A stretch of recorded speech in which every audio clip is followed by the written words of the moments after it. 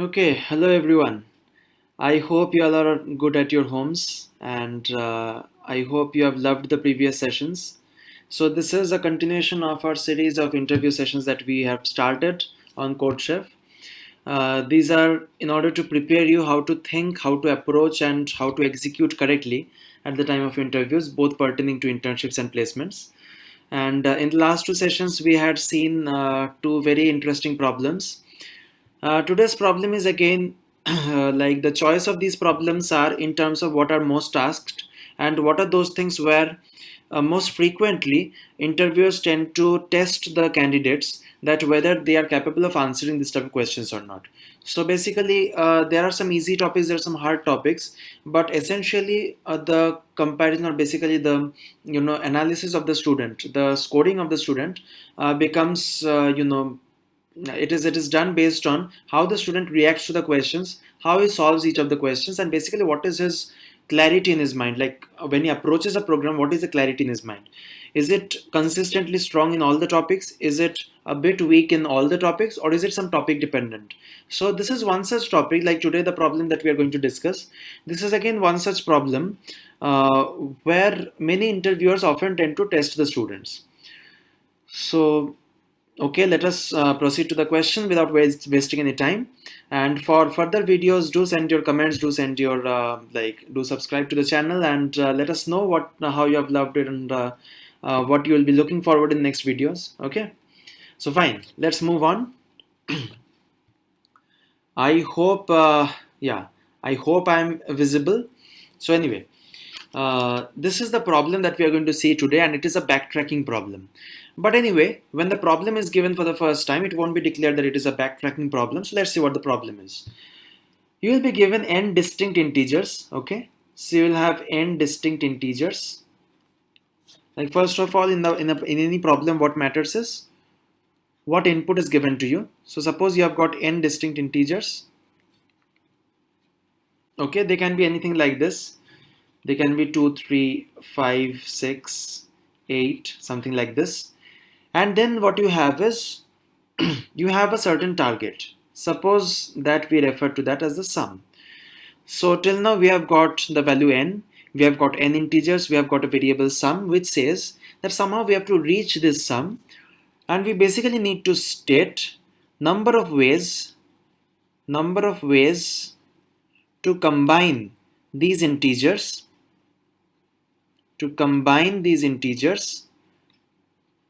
or basically sum of these integers such that their sum equals to target. Their sum equals the target sum.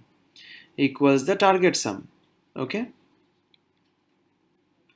So maybe if suppose 5 is one such target sum, if I say the target is 5, you can say 2 plus 3 is one such thing.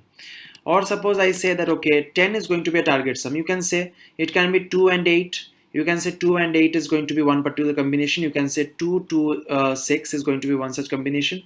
You can say 3 and 5 is going to be one such combination. You can again form many other things, 2, 2, 3, 3. Okay. So depending on the sum, you can have multiple ways to combine them. And if I allow repetition, then even the number of ways will be greater, right? So these are some of the characteristics of this question, that you need to combine them, and it is not compulsory to take any number at least once or something like that. Any number, any of these numbers, any of these numbers can be taken multiple times, or even 0 times. Okay. So basically they can be taken any number of times and they can be taken 0 times as well. So this target needs to be reached, and you basically have to state not only the number of ways but also the ways. So you have to list the ways. I'll rephrase it. So you need to list all the ways okay, that you can combine these integers such that the sum equals to the target sum. So suppose this is your given sum. Suppose this is going to be your this is your given list of integers, and you have to reach the sum. Suppose sum is equal to 10, then your answers can be something like this. Your answers can be 2, or suppose let's choose something smaller. Let's choose 8. So your answer can be 2, 2, 2, 2. Your answer can be 2, 6. Your answer can be 3, 5. Your answer can be uh, maybe 2, 3, 3, right? Anything else? Your answer can be 8 only. You can choose only 8. That's it. Maybe like if you are missing something, you can just add that. But the important thing is that, see, when we are taking 2, 6, we should not take 6, 2 separately. Okay? 2, 6 tells us that it is a combination. Here it is, I'm sorry, just a second. Yeah. So 2, 3, 3, the moment we say 2, 3, 3, this means that 3, 2, 3 is the same thing as 2, 3, 3. It is the same thing as 3, 3, 2. And we should count it only once. So this is a particular thing where we are saying that, okay, the combination, we have to state what combinations can lead us to a certain target. What combinations can lead to a certain sum. This is important. Make sense? Okay. So you can understand for sum equals to 8, and you can state 2, 6 or 6, 2.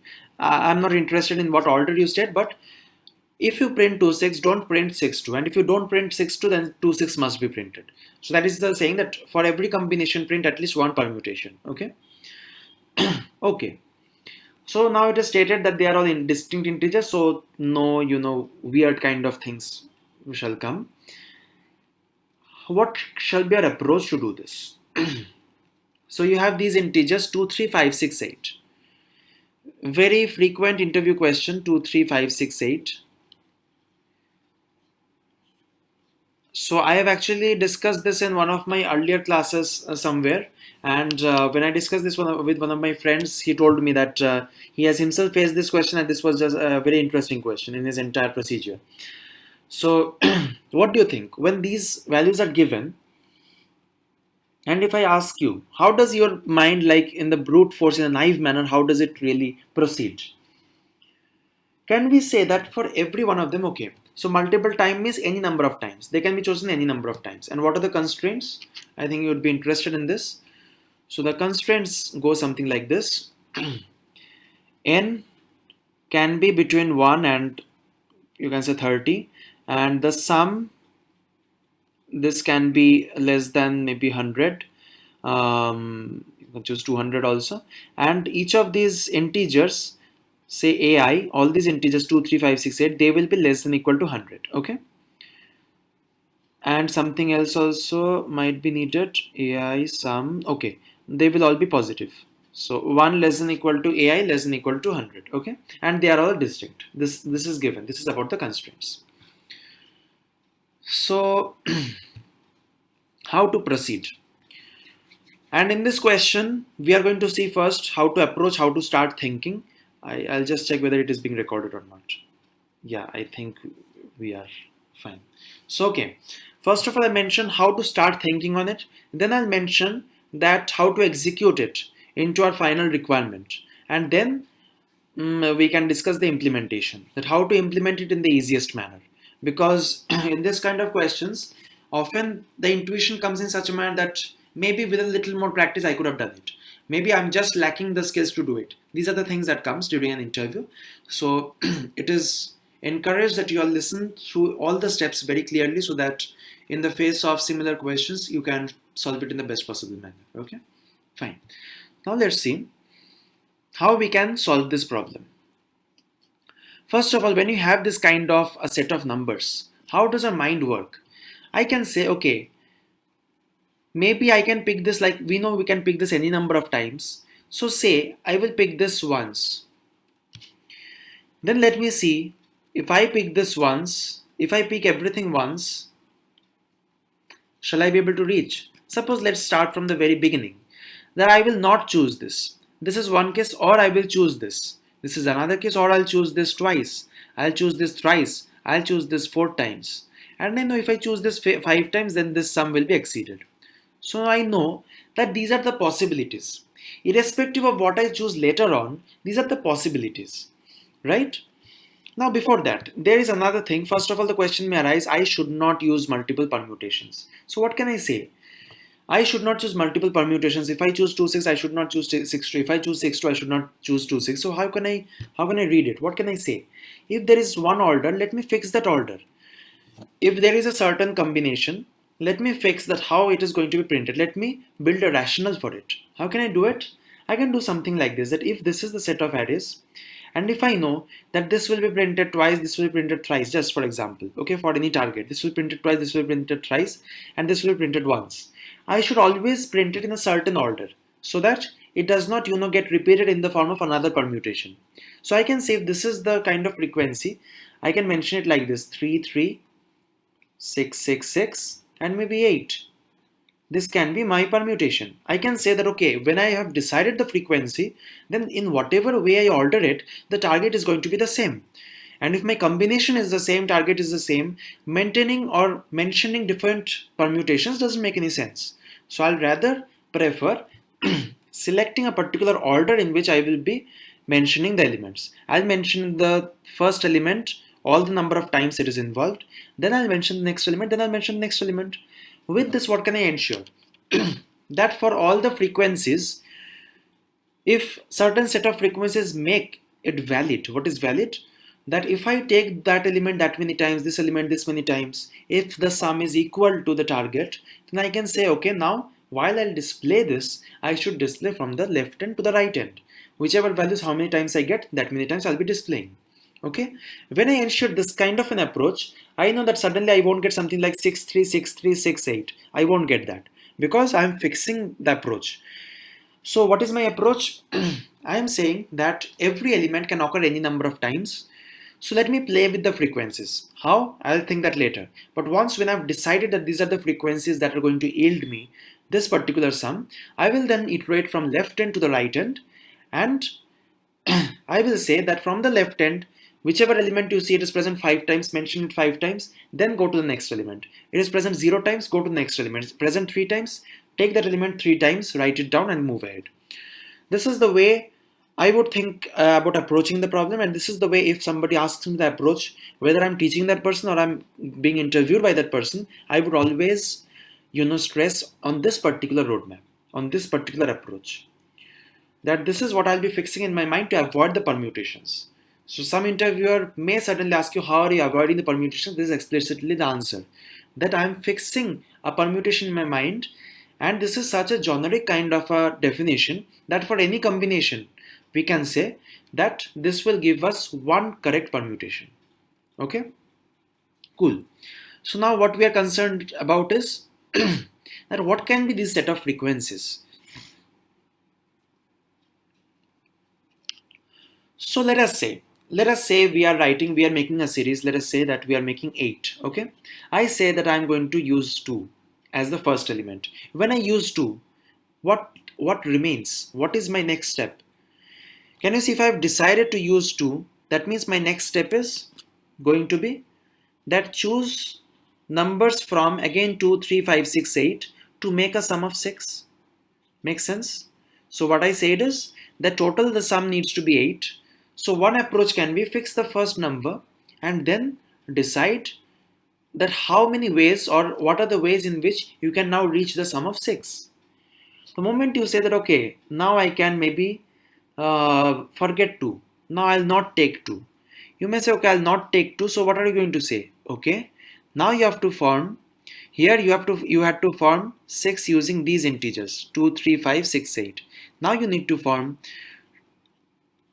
the sum using these integers, which are 3, 5, 6, 8. Okay, now what is the minimum information that can help me store this? That at any point of time, which range I'm in, believing in. So let us first see how we are going to solve this problem. First of all, what I think is that if you choose to, then okay, choose to, and then decide what you'll keep next. And if you don't choose to, then just mention it over here that after this you should not choose to. You should not make it like 3, 2, 5. Not like this. If 2 comes, 2 should definitely come before 3. This is the permutation you are setting in your mind. So the idea is something like this कि जब हम left से right चलेंगे तो हम कुछ ऐसा करेंगे कि पहले एलिमेंट हम फिर से लेंगे कि नहीं अपने करंट सीक्वेंस में, वो हम डिसाइड करेंगे. सो हम ऐसे मेंशन करेंगे कि हमारा प्रीफिक्स जैसे हमने डिसाइड कर ली, इसके पहले जो भी रहेगा, मान लेते हैं हमने डिसाइड कर ली कि पहले दो एलिमेंट्स क्या होंगे, and then after that when we have decided what are going to be the first few elements, I know कि वो क्या sum बना रहा है, I know what sum that makes. So I can say that whatever sum is remaining, I should find whatever are the remaining ways of making the remaining sum, right? Whatever the ways of making the remaining part of the sum, and those will yield me different ways. I can say if I have chosen 2, then I should focus on कि 2 के बाद 6 कितने तरीके से बनाया जाए. I know एक 6 है, और एक I know it is 3 3, I know it is 2 2 2, right? These are the ways. So I can say if 2 is my first element, then I enter a sub problem. I am entering into a sub problem. Okay? But again, the important thing is, suppose you have created 6 initially. Now you want to create, you want to create the sum of, suppose, 12. Okay? So you can say it can be 2 2 2, it can be 6, it can be 3 3, it can be anything, right? Out of these three, it can be anything. Now, can you just forget the number of ways you have created 6 or the actual ways in which you have created 6? No, because they lead to actual sequences. The actual sequence how you are creating, that is important. So this is a problem where I think you should spend sufficient time in understanding how we are approaching the question. Just close your eyes and think that if I have to build any sequence, then and ensuring that that sequence follows a particular order. What is that order? That in this particular array, if an element comes before any other element, then in my final array also, in my final combination also, that array should come before it, before the other element. Okay, so here I can see 3 comes before 6. So in my final, like whatever I'll have as the answer, suppose one particular list or one particular combination, I must place all 3s before all the 6s. Okay, this is the idea. When you do this, now what is remaining? You have to just visualize in your mind. I've got some ways. I can say that, okay, let me say I won't choose any 2. I will move directly to 3 and I will say कि 3 से 8 तक देखो तुम ये सब चीजें लेके कैसे मुझे ये सम दे सकते हो. This is the first thing that I'll be doing. So I say that don't use 2. Okay, so the 2's frequency is going to be 0. From there, what are the sequences we'll get? We know these are the sequences. If we have to reach a sum of 8, we know these are the sequences. Okay, basically no sequence shall be formed. Suppose we choose a different one. Suppose we choose 10. Okay, if we choose 10, फिर भी कुछ नहीं होगा शायद. सही value हमने choose किया है. Suppose we choose 9. Okay, we have to reach 9. Fine. If we reach 9, we can say if I choose 2 0 number of times, then what are the ways? I can have 3 6, I can have 3 3 3. Okay, these are the 2 ways. Then what can I say? If I choose 2 for a single number of time, okay, the frequency of 2 is 1, then what can I say? Now this remaining part, whatever ways I find out, all of them should have a sum of 9 minus 2, which is 7. So for 7, what are the possibilities? I can have something like this. Maybe if I choose this 2 only once, I can have something like this. Okay, no way is remaining. So I can say that there is no way. Suppose I choose 2 twice. What can I say? That now you have to form 9 minus 4, that is 5. So you can say now we can simply place 5. 5, now 2 to 5 will form a particular sequence. If I say I'll be choosing 2 thrice, then, and you have to form 9 total. So you have formed 6 using this. You are remaining with only 3 to be formed. What can you say? I can simply choose a 3 from these remaining elements. So I choose this. So see, what are the categories we have formed? We have divided our problem into sub-problems. That first I'll say that I will choose only, I will not choose any 2. And I will instruct my next guy that start choosing from 3. And then I will say that, okay, choose choose 1 2, and then from the next position decide how you will be making up the rest of the sum using 3 3 5 6 8. If it is possible, make. If it is not possible, don't make. If it is like how many times it is possible, do make in that manner. So in this way I can actually reduce it to sub problems, and through recursion you can understand what I'm trying to do. I'm saying that you want from me a sum of 9. Okay, I've got several options. I can place 0 times of myself, 1 time of myself, 2 times of myself, 3 times of myself, and so on. And for every case, I will find out what are the number of ways to find the remaining sum using the remaining elements. Okay, cool. So this is basically the main rationale behind the idea. Now, what can be a good approach behind this? You can proceed exactly in this manner that we discussed, else another approach is maybe just visiting it in a different manner. It is like saying that forget what you have placed till now. What does that tell you? Whatever you have seen till now, what does that tell you? If it is ending with 3, what does that indicate? Does it indicate like you have taken the sequence up to a particular point, now you want to complete the remaining sum? Suppose the remaining sum is you have to finish, suppose it is 14. Okay, now you can say what can be the next element. Can we say that since we have already seen 3, so the next element can be either 3 or 5 or 6 or 8, right?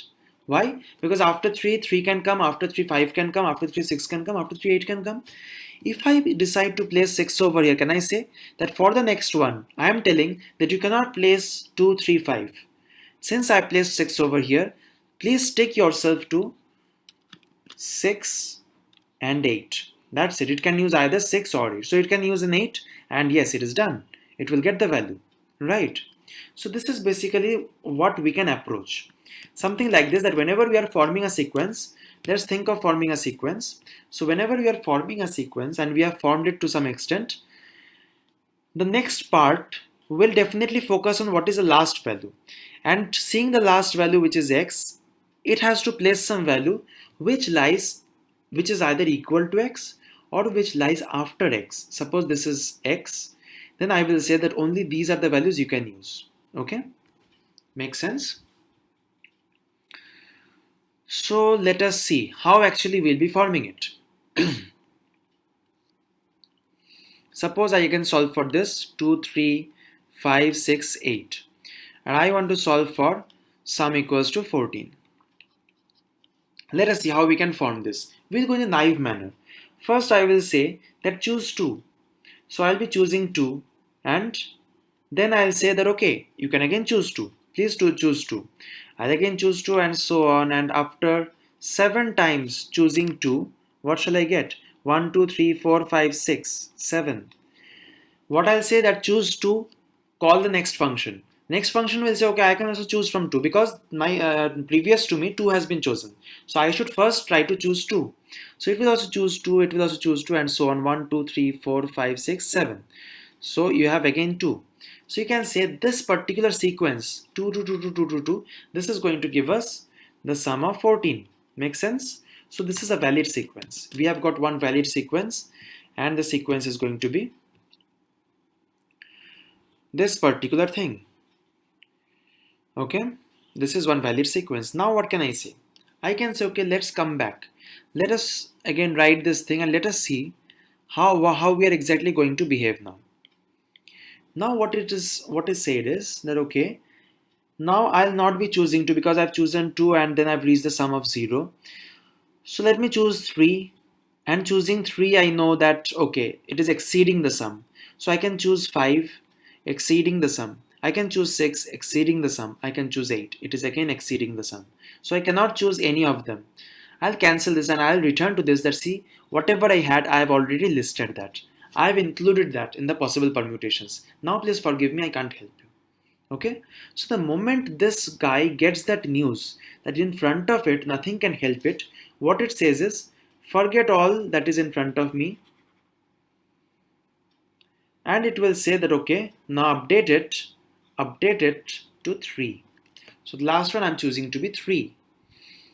Now you can understand that after 3 also we are not going to get anything. Whether we choose 3, now from where can we choose?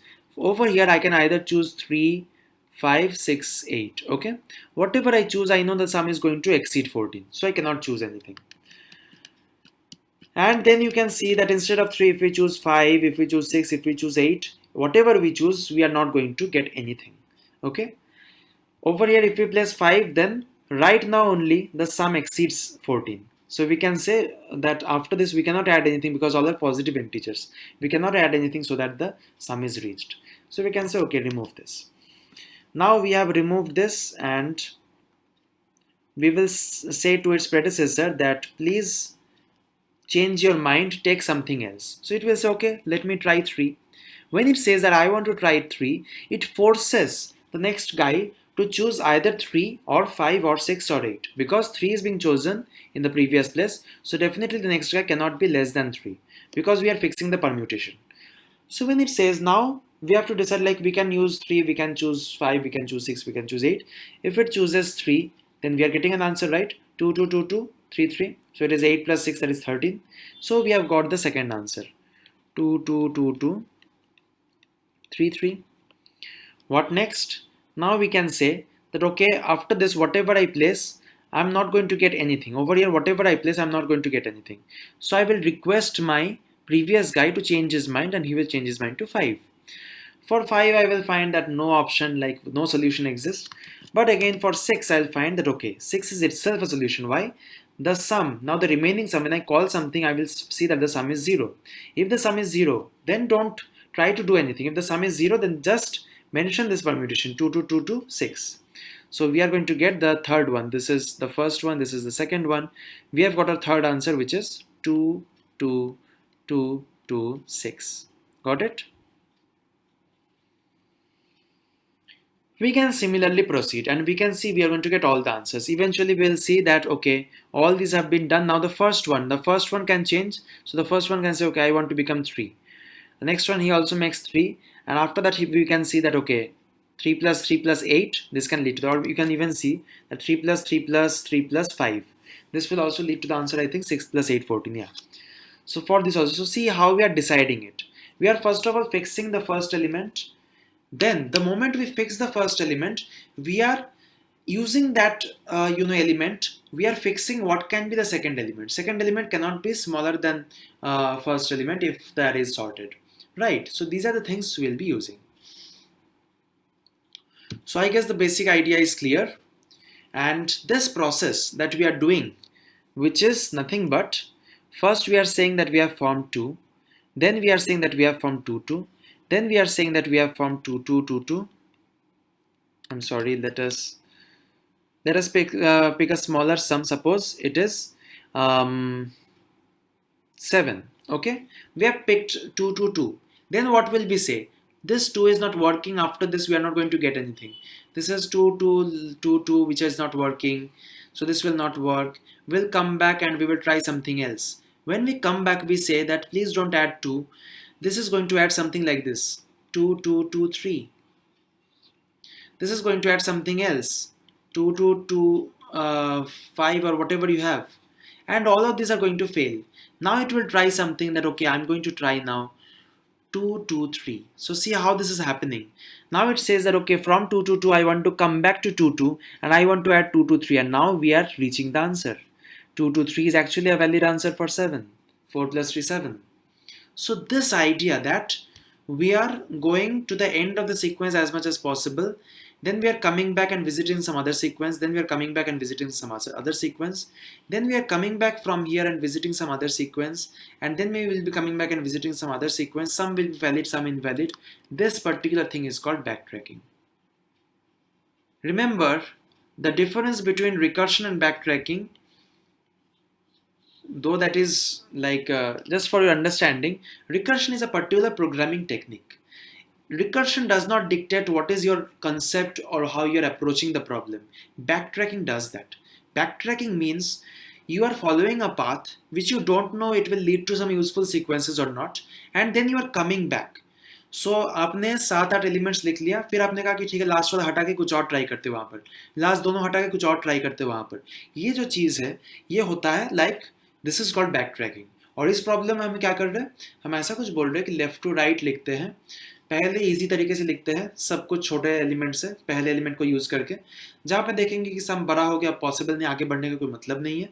Wherever we see that we have reached the end of the list, and there is no end of the list means we have already exceeded the sum and there is no other justification for increasing the number of elements at the end, we can remove the elements from the end and we can add other elements.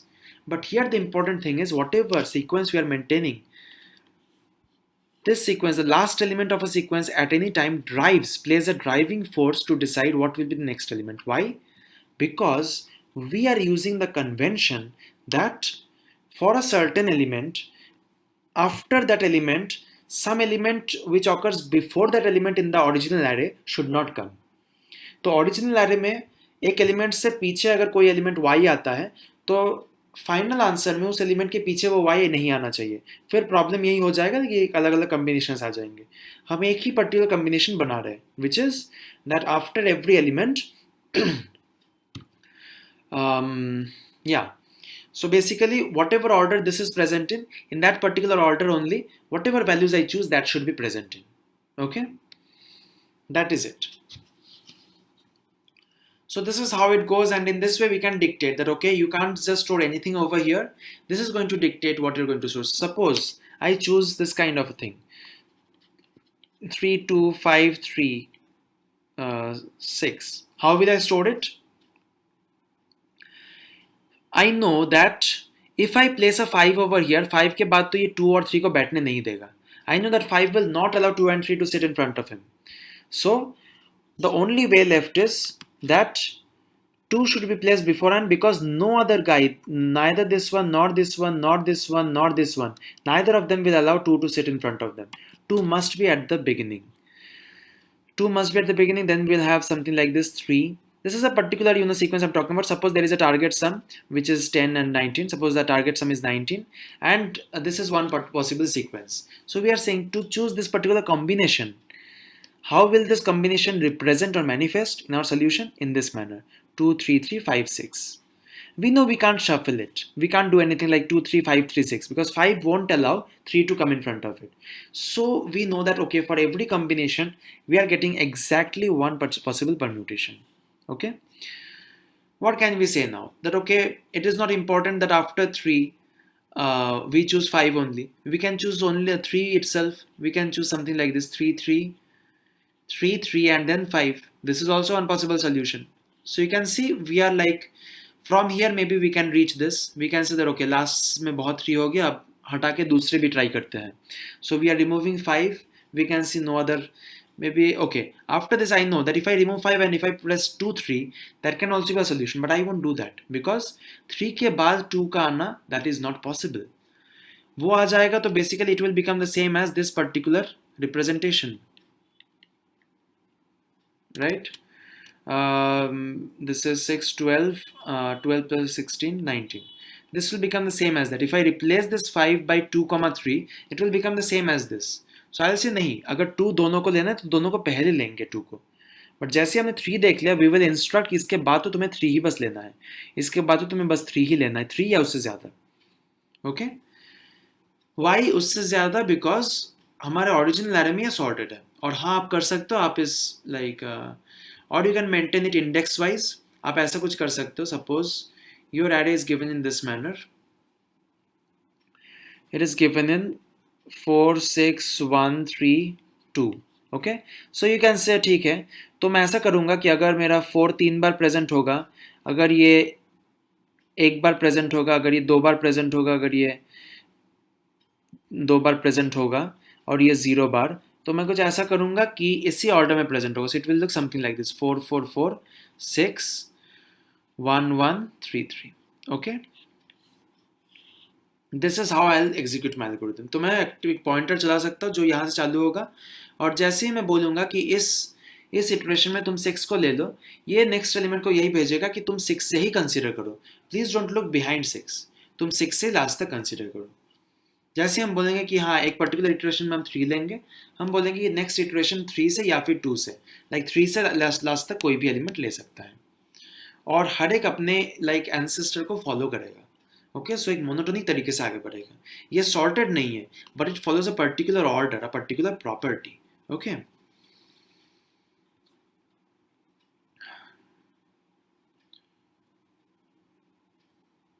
okay, so I hope this was clear. So now we'll proceed to the implementation. So we'll be implementing backtracking using recursion because it is very easy to code. Follow this. So I'll first be coding according to the second approach that we did, which was कि हम लोग ऐसे आगे बढ़ेंगे और हमेशा last से हम चेंजेस करेंगे. देखते कैसे करते हैं. Okay, interview. Yeah, I need to make it. So suppose I'll copy some program. Maximum might have watched this video. I'll copy this to a file which will be combination sum .cpp, and that's it. So I should get somewhere over here, interview problems, combination sum. I'll delete all of these things. Yeah, there you go. So now let's have n equal or n. We are going to take this as input. What is this? The length of our array. And suppose we have some array vector ll ar n comma 0 maybe, and then we'll be taking all of them as inputs. Ll I equals 0, I less than n, I plus plus, and c in ar I. Okay. Now what can we say from here? Find combinations. We have to actually print all the combinations, list all the combinations. So find combinations such that you have to form a combination. Now the target sum is, let us take that as input, sum equals to 0, c in sum. Okay, we have taken it as input. Start from the 0th index. You can go only up to the nth index and take the sum. Sum is the thing that you need to form. Okay. Before that, one thing is important, that we need to maintain the list as we go on. So there should be something, there can be a constant vector over here. So this is maybe one particular combination. Okay, combination. And then we can say we will maintain the list over here. Vector LLL. We'll maintain the list over here. Yeah. So I'll send both of these things. I'll send the combination, a particular combination, and the list, and I'll be forming this combination and I'll be storing that combination in the list. Okay, let's see. Just a second.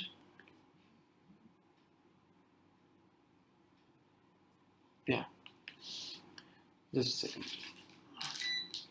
Okay, so let us keep it as void combination or void find combination. Yeah, find combinations, and we'll have all these things. So it's basically the current index LLN, and then we can say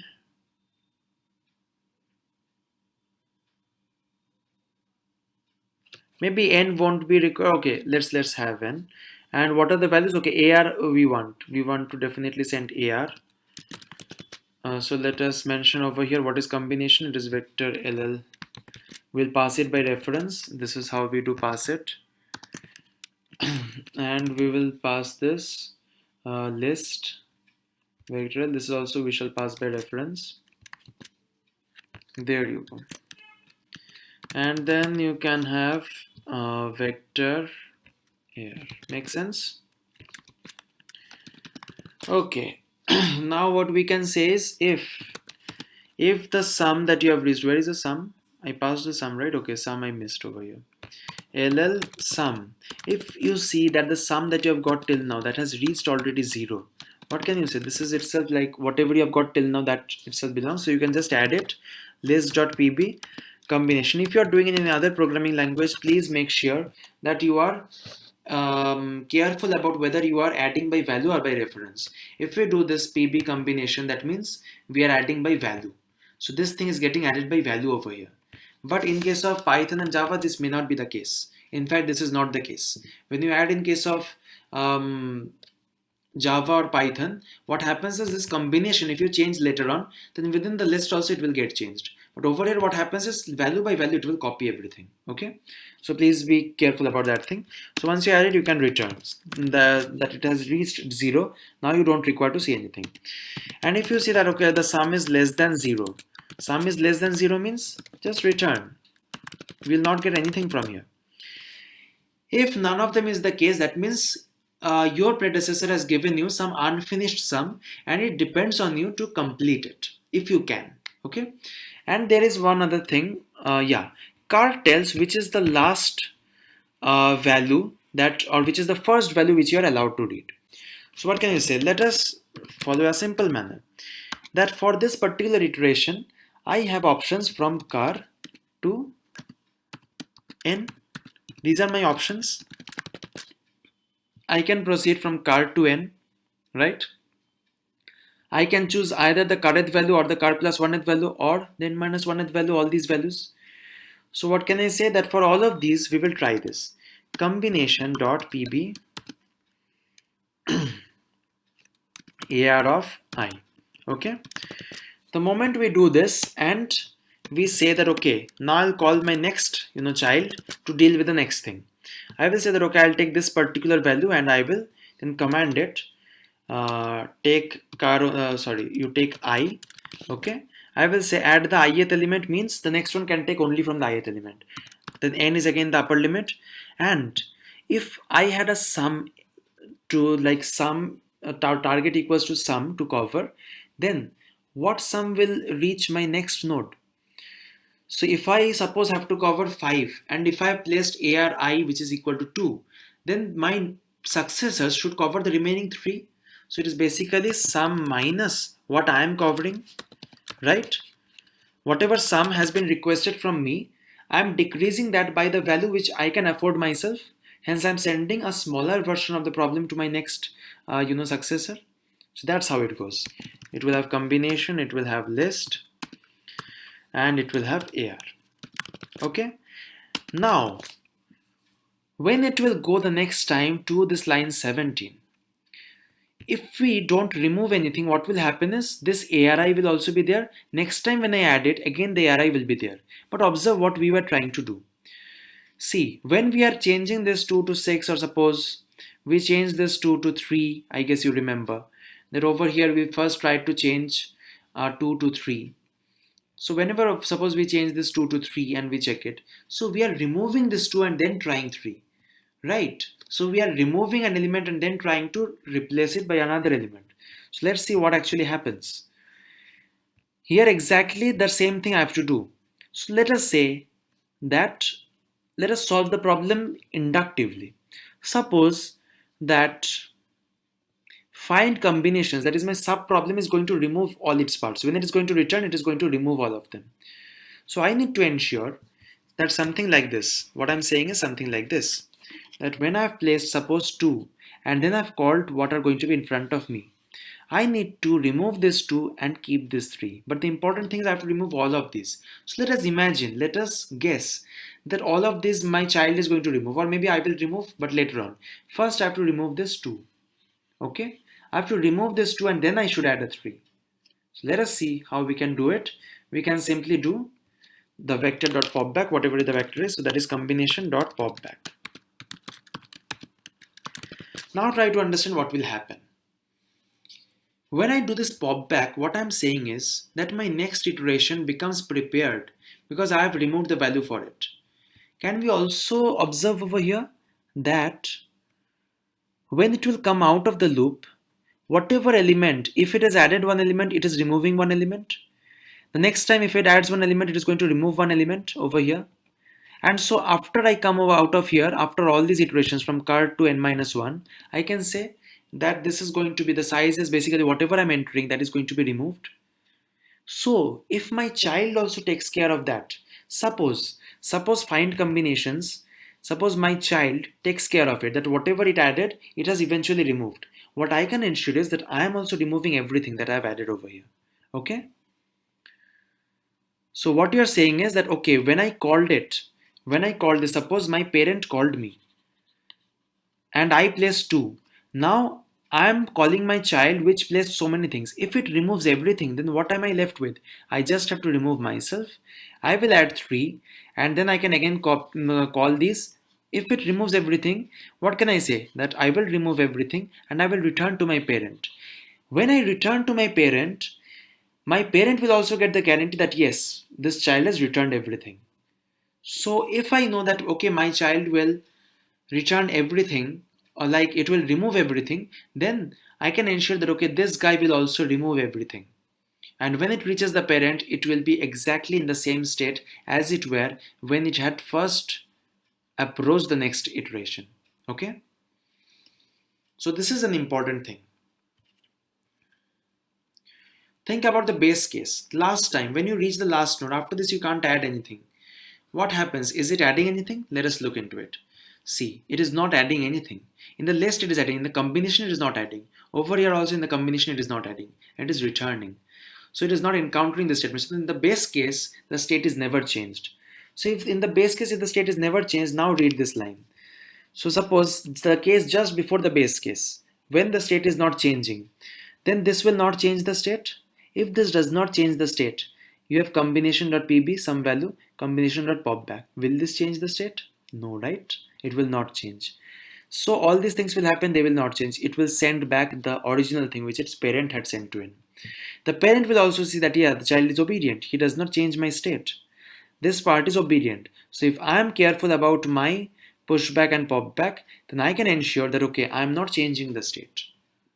And in this way, all of them are careful about it. And now I can do all these things. For auto y in list, we can say for ll z in y. You can form other names as well. So cout z, cout handle. Okay, let's see what basically we get out of this. G++ std equals c++ 17 combination sum dot cpp. Okay, yeah, dot slash a dot 8 a dot out. Let us have 5 numbers which are 2 3 5 6 8, and let us form a sum of 14. Let us see what are getting formed. Can you see? They are all following this particular order that we sent. Suppose let us change this order. 5 and let us make it 3, 2, 6, 5, 8. Okay? And then let us form 14. Let us see. Now it prioritizes 3 over 2. It says 3 must come before 2. How many times you place it doesn't matter to me. So this is how it is forming it. First it tries that it should start with 3 and as many times it can take 3. These are all those processes. And then it says, okay, then I should try with 2. If I don't get anything with 3, I should try with 2 now. It tries with 2, then with all 2's. After 2, 3 is never coming. Then you can see when it is starting with 6. After 6, 2 is never coming. We know that 6, 6, 2 is an answer. But that is never going to come. It is going to come as 266. Okay?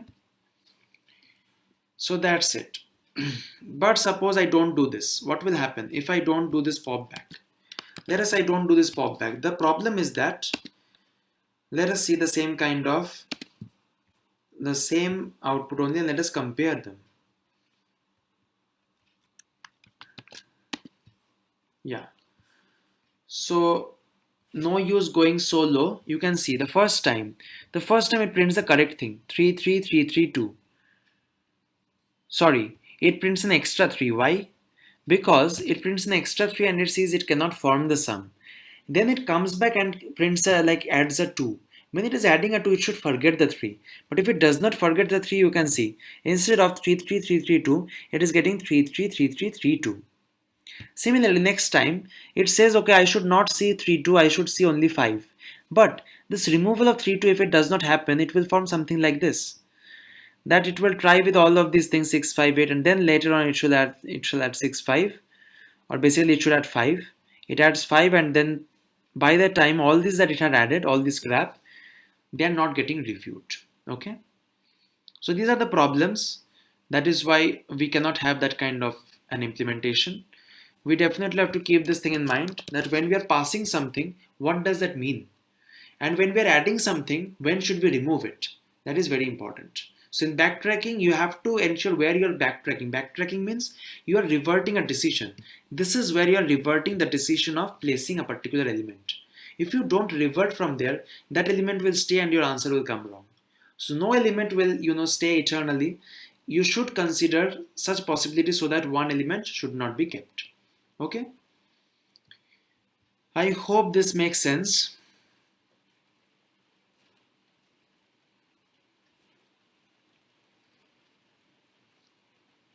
So this card element is telling me what I can place over here. Now what more can I say?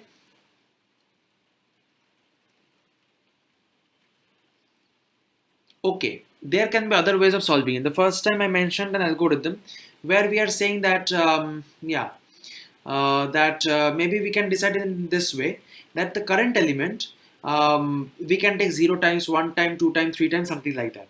So we can also do something like that.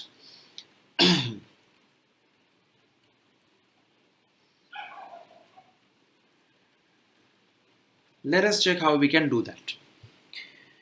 We can maybe try something like this.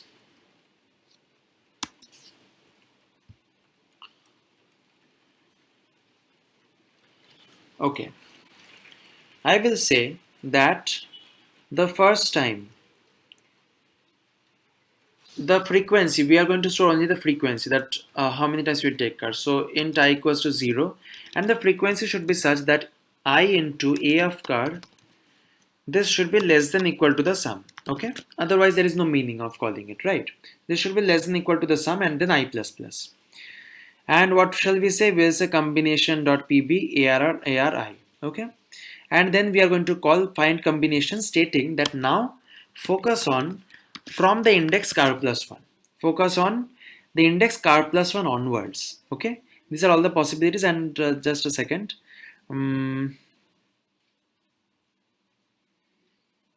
Let us replace this and keep it over here. What this indicates is, what this indicates is first time I'll be trying with 0. That means ARI I won't be placing at all. So ARI, now the frequency AR card, it should be AR card. AR card I'm not placing at all. Next time I'm saying I'll be placing AR card only once. Next time twice. Next time thrice. Now again, the revision of state is important. So I'll come over here and I'll say revise the state. So whatever you think. And now what is going to be our sum? The sum has to be not ARI, it has to be I into ARI. Okay, it has to be I into ARI and not ARI AR car. This is just another way of looking into it. And then we can say, as we proceed from here, all of these times whenever you have done pushback, for all of them you have to do pop back. So basically combination dot pop back. This is not a traditional method, but maybe like if the interviewer wants to see your idea is clear, or you know only one approach, you have marked it up and you're coming to vomit it, he might want to test you that can you solve it in a different manner, in this manner, suppose something like this. So if the backtracking approaches are clear in your mind, then the implementation should come automatically. So this is how I'm implementing. I'm again considering that okay, it is going to revise everything, it is not going to change the state. If it does not change the state, I should not change the state. So I'm adding something and I'm also deleting it. How I'm ensuring it? Using the same kind of things. I into car less than equal to sum. It will run the same number of times. Okay. Now what can I say? I think we can try it out. I'm not sure if this will run, but maybe we can experiment. Okay, AR. I think we had AR, not A. So you have AR. There you go. Let's copy this. Yeah. Segmentation fault 11, probably because it is okay. So now let us do one thing. If sum is less than 0 or n, like car is equal to n, that means you have reached this last step, then you should not proceed further. So we should form such base case correctly. Now you can see again we are getting all the cases. 6, 8, you can see now the cases are different. Now I'm first checking that I will not place 3 and 2. So we are getting 6, 8. That is, if this is 0, if this is 0, then what is the case possible? We see that the case possible is 6, 6 and 8. Then we are getting 2, 6, 6. So we are getting 2, 6, 6. Then 2, 2, 5, 5. 2, 2, 2, 8. Makes sense? They are all correct. Let us see how many lines we are getting printed there. Maybe we can form another file. Yeah. Now I'll be copying this. Or maybe I'll be copying this one, so that we can compare both of them. 15, and we'll be copying this one from 6, 8 to this one. Okay, now let us check. The first one takes 13 lines, next one takes 15 to 27, which is again 13 lines. So you can see it is printing in just the opposite order. You see 68, 68, 266, 266, 2255, 2255. This is the amazing thing. Because now you're iterating the frequencies in the, from 0 to that. If you just do the opposite thing, that okay, I'll do something like this. I equals to, um, you can maybe try in the opposite manner, that you first find out what will be the maximum value of I, and from there you go on iterating up to 0. So in that manner also you can do it. So for that you need a different loop to find out what is going to be the maximum number, and using that you can do the entire thing exactly, like the order will be exactly the same. So it depends on you which order and which particular method you want to follow. These all are correct method, and try to understand why I'm using this pushback over here and popback over here and why it is working. Both the sums actually, or both the variations actually show the same thing. Okay, maybe I can CP combination sum 2. So let us yeah, so now I can say, let me revert it back to the original implementation that we had. We had something like this. Yeah, I think this is the one. If we do some G++ combination sum, and if we have this kind of an input up to 14, we'll get this thing. Okay, that's it.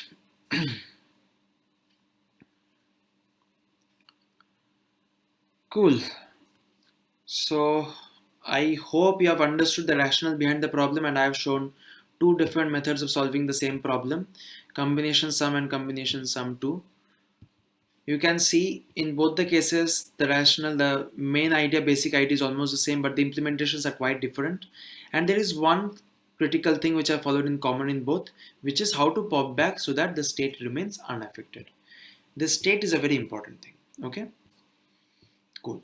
And for your interviews, you can also learn how to choose wisely the variable names, so you can, you can modify them so that your code becomes much more readable. Okay, so that's it. I hope you enjoyed the session. Let us know through your comments and through your feedback as to what kind of videos you might be looking towards, looking in the future. Whether you want harder problems, whether you want easier problems, whether you want problems discussed in lesser detail or greater detail, or using much more examples. Let us know all of those things. Subscribe to the channel, and yeah, that's it. About myself, I'm Saptarishi Mukherjee. I'm currently an educator at CodeChef and an academy, and I've been a master at Code Forces. I've been a 6-star rated coder at CodeChef. I've been an ACM ICPC regionalist in 2019, and I'm going to join Google soon. So that's about myself. It was nice making these videos for you, and I hope you have enjoyed it as well. Thank you. Bye. Take care and keep coding.